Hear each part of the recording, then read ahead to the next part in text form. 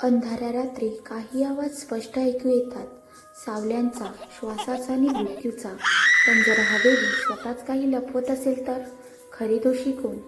ही कथा आहे एका माणसाच्या मृत्यूची, एका संशोधनाची आणि त्या चंद्रप्रकाशात उगम पावणाऱ्या सावल्यांची.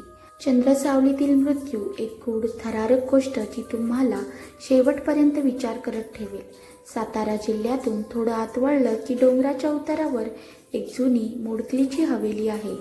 एकवाट हवेली.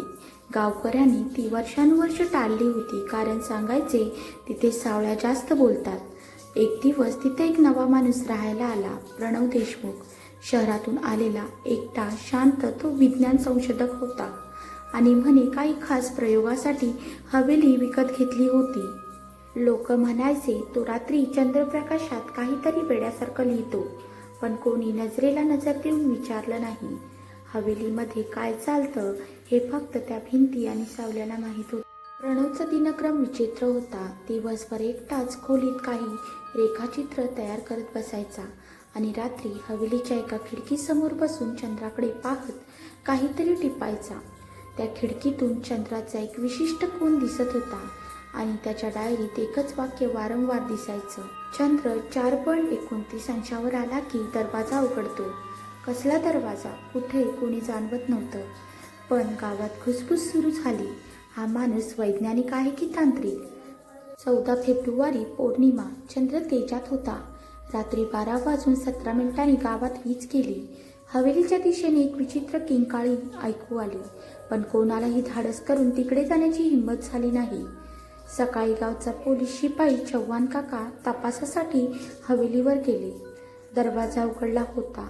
आत एक विचित्र थंड हवा आणि भीती दाटलेली, आणि मुख्य हॉलमध्ये प्रणवचा मृतदेह.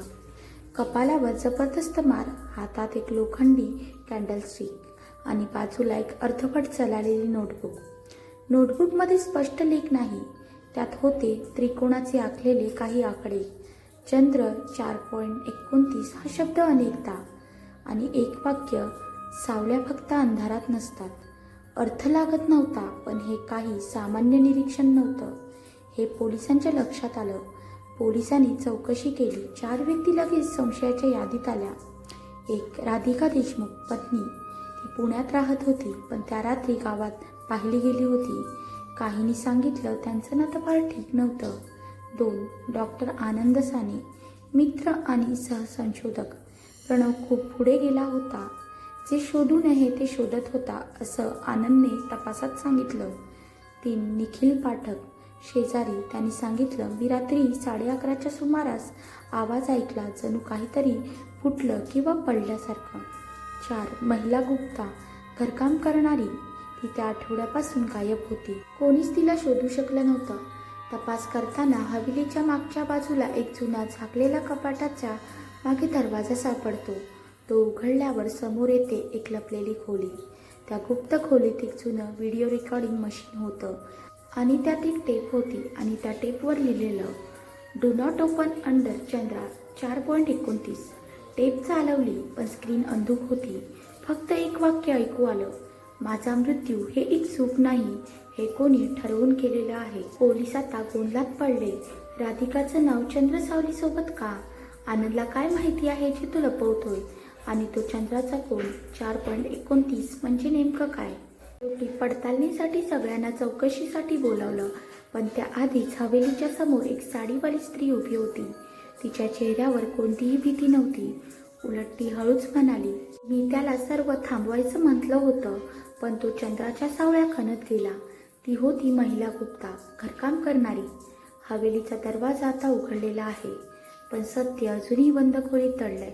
प्रणवचा मृत्यू ॲक्सिडेंटली होता का, की त्या कोणात लपलेलं होतं कुणाचं कारण? राधिका खरंच दोषी आहे का? प्रणवचं संशोधन सत्य होतं का? चंद्र 4.29 ला दरवाजा उघडतो, पण कोणता दरवाजा, कुणासाठी आणि का? पुढच्या भागात खऱ्या मारेकऱ्याची सावली उघडेलच, किंवा अजून एखादा प्राण हरवेल? हवेलीतील रहस्य अजूनही संपलेलं नाही. पुढचा भाग पाहण्याआधी कुणाचं नाव तुम्हाला संशयास्पद वाटतंय कमेंटमध्ये नक्की सांगा, आणि अशा सावळ्यात लपलेल्या कथा ऐकण्यासाठी लाईक करा, शेअर करा आणि कालगोष्टी चॅनलला सबस्क्राईब करायला विसरू नका.